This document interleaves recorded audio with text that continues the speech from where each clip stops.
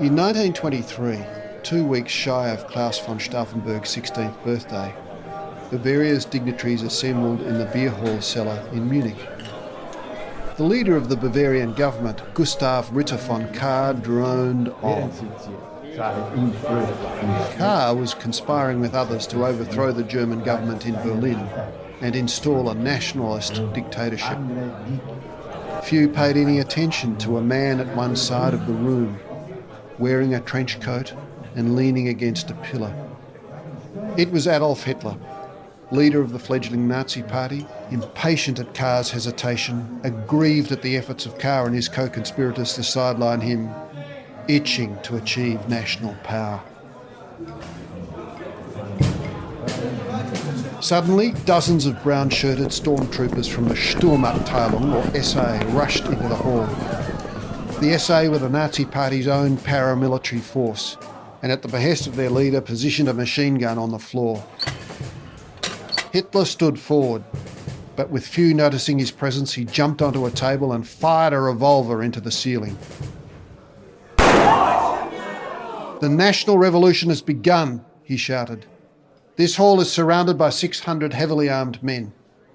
No one may leave." The beer hall putsch was underway. Hitler was attempting to overthrow the government of Bavaria and preempt Kahr's coup to seize power across Germany. By the following day, it was clear the coup had misfired. Defiantly, Hitler and his supporters, including General Ludendorff, decided to march on the centre of the city. Police opened fire. 16 Nazis and 3 police were killed.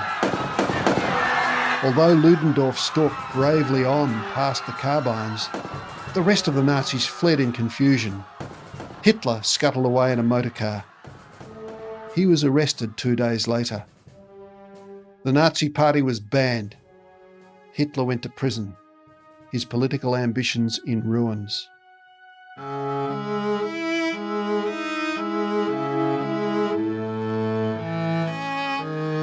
This is Treason, the remarkable and true story of Klaus von Stauffenberg and the plot to assassinate Hitler. Episode 2. The Nazis Rise. Hitler was sentenced to 5 years prison for his beer hall putsch, but ended up only serving 8 months. While inside, he wrote the first volume of Mein Kampf, which he initially wanted to call 4.5 years of struggle against lies, stupidity and cowardice, and gave thought to the reorganisation of the party. He announced that he would only seek power through legal means, but his stormtroopers still violently broke up opponents' rallies and beat up Jews and anyone else who crossed them. In December 1924, the party received 3% of the national vote, and in May 1928, this dropped to a miserable 2.6%. At the same time, the fabric of German democracy was being undermined. Although moderate parties held a major share of Reichstag seats, President Hindenburg installed unrepresentative and aristocratic administrations. With the coming of the Great Depression, Hindenburg unwisely bypassed the Reichstag by promulgating an emergency decree to force through proposed financial reforms. The Reichstag then voted to overturn the decree, leading Hindenburg to call a fresh election. With the apparent inability of the divided Weimar Republic to cope with the situation, Hitler's electoral fortunes improved. Election of moderates had not led to the governments the people expected, so they voted for extreme parties. Those who disliked the communists turned to the Nazis.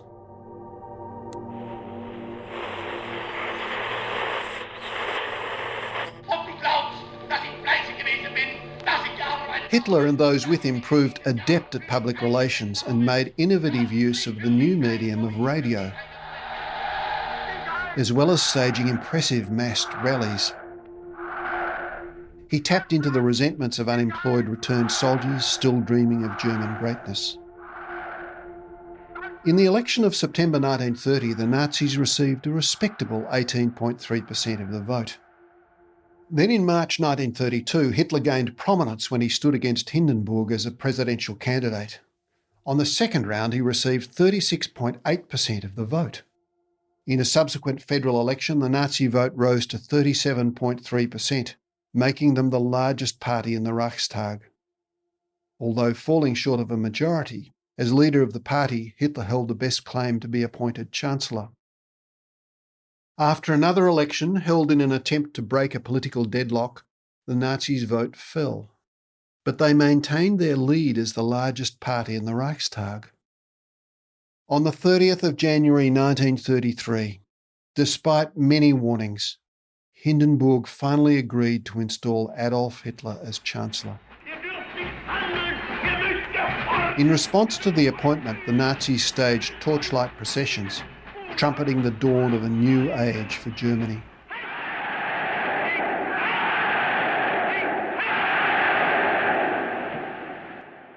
As Chancellor, Hitler was the leader of a coalition government. His ministry contained only 2 other Nazis. He failed to negotiate broad parliamentary support, and so Hindenburg dissolved the Reichstag and ordered elections for the 5th of March.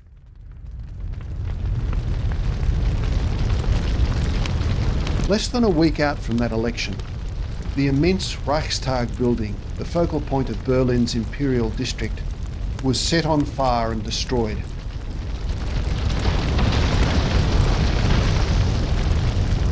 Only the shell remained. It was a shocking act of terrorism, immediately blamed on the communists. In the midst of the public alarm that followed, Hitler, relying on the precedent Hindenburg had already set, presented President Hindenburg with an emergency decree for the protection of the people and the state. Hitler said that with this decree he could try enemies of the state legally and deal with them in a way that will put an end to conspiracies once and for all. In the final week of the election campaign, the Nazis rode the panic about the fire shamelessly, loudly blaming the Communist Party and whipping up hysteria about the communist menace. Hermann Göring was Prussian Minister for the Interior, giving him control of security for almost 2/3 of Germany. Immediately, he installed Nazis in key positions. He ordered police not to interfere with Nazi brown shirts, but to shoot at communists. He also established a force of 50,000 auxiliary police, mostly brawling Nazi thugs, who simply pulled on a white armband over their brown uniforms to become the law. At the election, having intimidated voters and violently attacked their opponents, the Nazis increased their vote to 43.9%, the highest they had ever achieved. It was still short of a majority, but the Nazis had enough coalition support for Hitler to remain as Chancellor. Deutschland, Deutschland, über alles, über. But Hitler wanted further power. By a series of measures, starting with the arrest of the 81 newly elected communist deputies, he engineered the passage of the Enabling Act. This permitted him to rule by decree, subject only to the oversight of the increasingly senile President Hindenburg.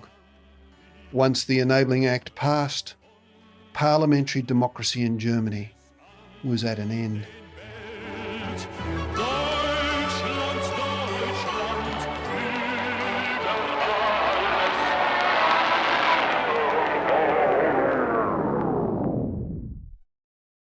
With ruthless energy, the Nazis imposed their domination over all the power structures of the country.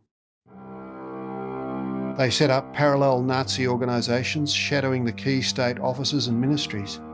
Nazi stormtroopers marched into courts and turned Jewish judges and others who resisted them in any way off the bench. At the May Day rally in 1933, Hitler spoke, reassuring workers of his respect for their rights. Next day, Nazi stormtroopers occupied the offices of trade unions and sent their organisers into concentration camps. Goebbels rallied students in huge orgies of book burning. The Nazis took over the centres of learning. They even convoked the Brown Synod, which delivered the hierarchy of the Lutheran Church into their hands. When Hitler took the next step, outlawing all political parties other than the National Socialist German Workers' Party, Social Democrat deputies joined their communist colleagues in concentration camps or fled the country. Außer ihr über ganz Deutschland steht.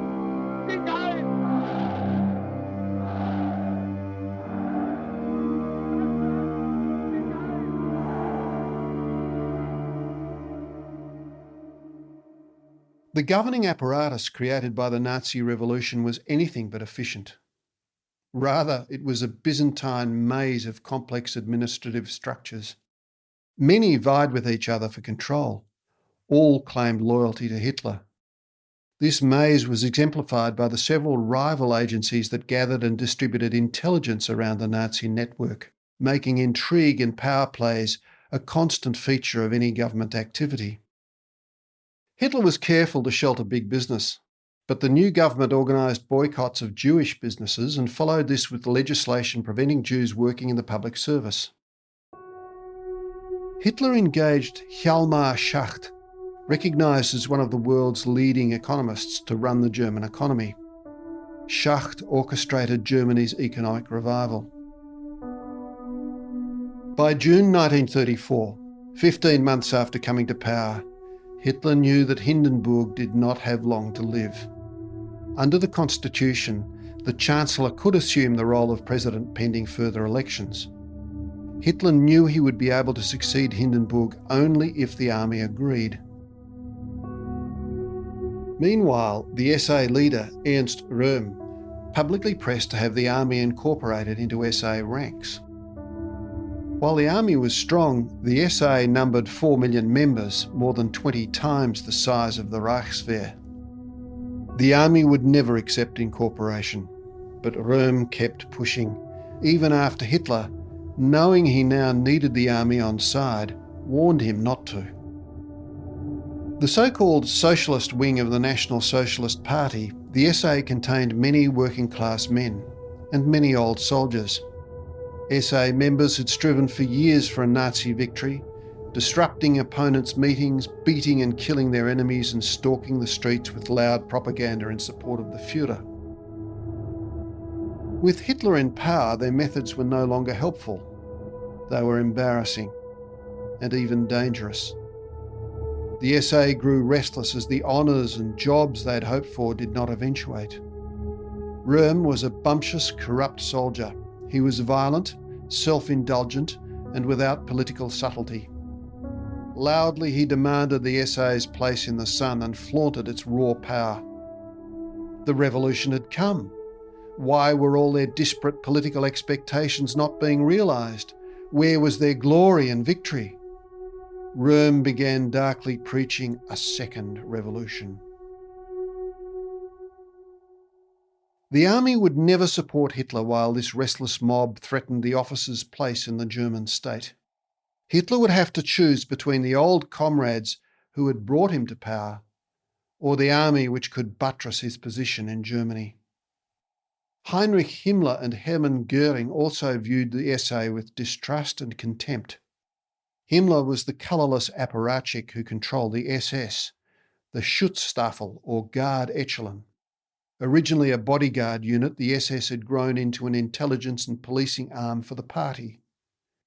Göring, the flamboyant, vain World War I ace who founded the Gestapo and was addicted to morphine, saw the SA as a threat to his ambition to be Commander-in-Chief of the Armed Forces.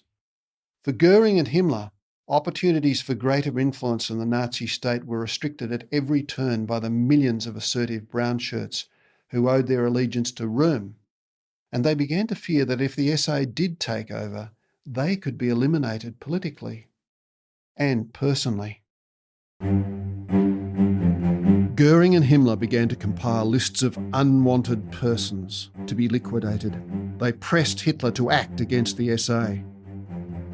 Knowing what he now must do, Hitler worked himself into a rage and made arrangements for SS units to meet him in Munich.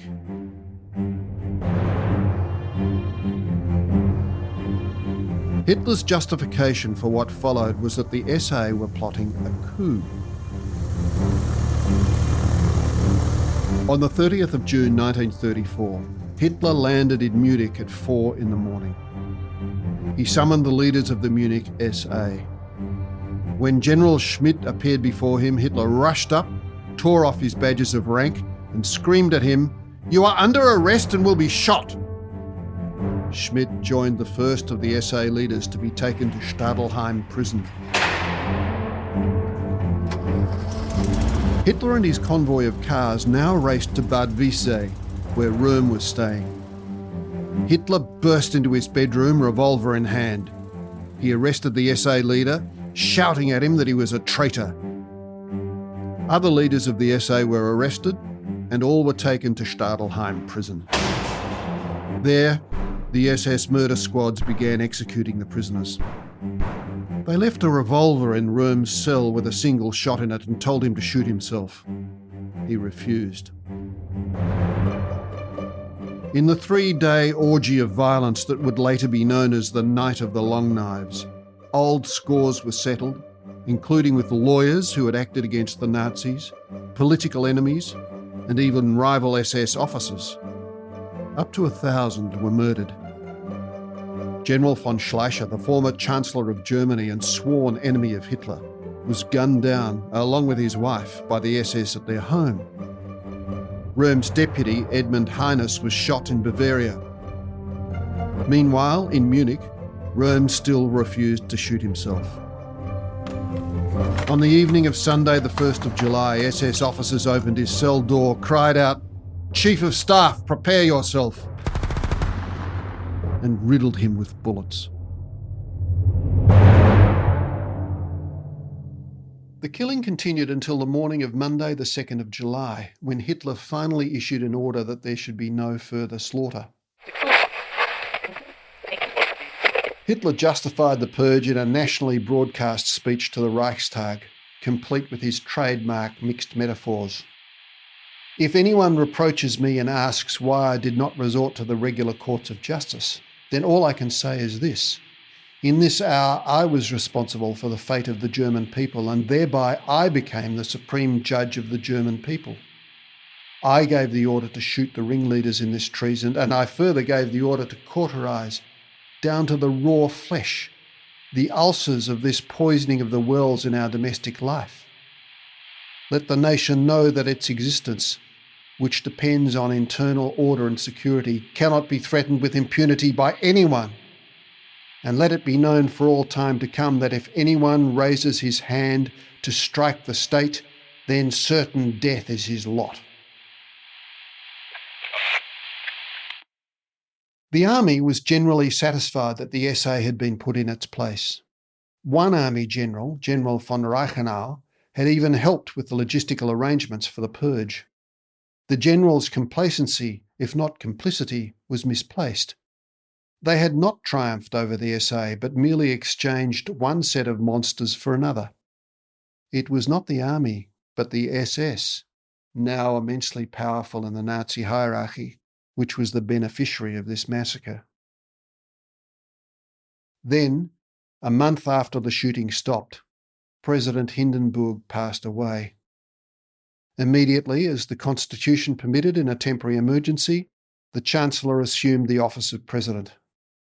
Having combined the two offices in his person, Hitler took a title he had previously only used in the context of the party, the Führer, or leader. On the initiative of General Blomberg, the Minister for Defence, officers and troops were marched onto parade grounds across the country and required to swear a new oath of loyalty, not to the nation or the people, or the Constitution, but to Hitler. "I swear before God this holy oath. I will give unconditional obedience to Adolf Hitler, the Führer of the Reich and of the German people, Supreme Commander of the Armed Forces, and will be ready, as a brave soldier, to lay down my life at any time for this oath." Hitler had made himself dictator of Germany.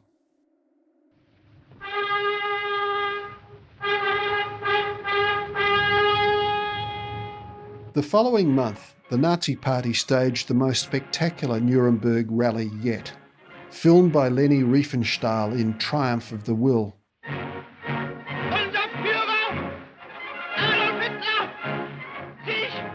Massed crowds, giant banners, solemn ritual and rousing speeches whipped the adoring disciples into a frenzy of devotion.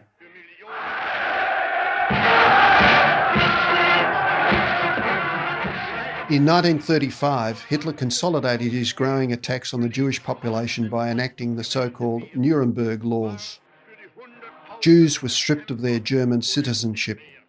The laws prohibited marriages and extramarital intercourse between Jews and Germans, and also the employment of German females under 45 in Jewish households.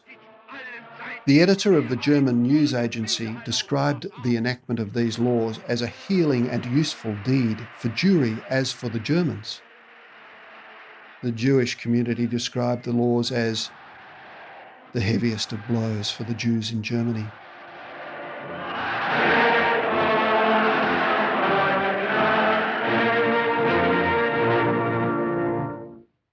For Claus von Stauffenberg, this targeting of the Jewish population cut close to home. Claus had many close friends who were Jewish. His brother Alexander was in a close relationship with Melitta Schiller, and they would later marry. Melitta was Jewish. That September, Claus and a colleague were delegated as representatives of his regiment to attend an official Party Day lecture in Bamberg. The speaker, the notorious Julius Streicher, launched into a castigation of the Jews in a tone nothing short of pornographic. Claus could not abide this lurid rhetoric and acted with breathtaking audacity. A tall man, clad in his officer's uniform, he stood up and, accompanied by his colleague, strode out down the central aisle of the hall. At the exit, he was intercepted by SS officers incensed at his conspicuous gesture. There was a verbal altercation. Then he and his colleague elbowed their way past the black-clad cohorts. On the 7th of March 1936, Hitler announced that Germany would reoccupy the Rhineland, the area west of the Rhine and bordering France, which had been demilitarised since the Versailles Treaty. Hitler bamboozled Western leaders by announcing that the occupation was purely symbolic. Hitler's generals knew Germany was not ready for military confrontation with the major powers. Had there been the slightest show of force from Britain or France, they would have forced Hitler to withdraw. In the end, apart from solemn hand-wringing and protests from the Western powers, nothing was done. Hitler had shown that the Western powers would not stand against determined action. He greatly enhanced his prestige and that of the Nazi regime. And to the world he proclaimed, "All Germany's territorial ambitions have now been satisfied." It was a statement he would make about other conquests.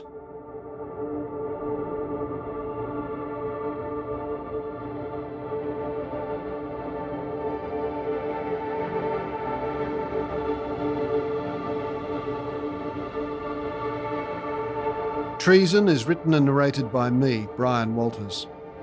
Script editing, original music, sound design and editing is by Sam Loy. You can learn more about Claus von Stauffenberg and the German resistance movement with the book Treason, available through Apple Books or the website brianwaltersauthor.com. You can find a link in the episode's show notes. Thanks for listening. All the very best, and may you find the inspiration you need in your life.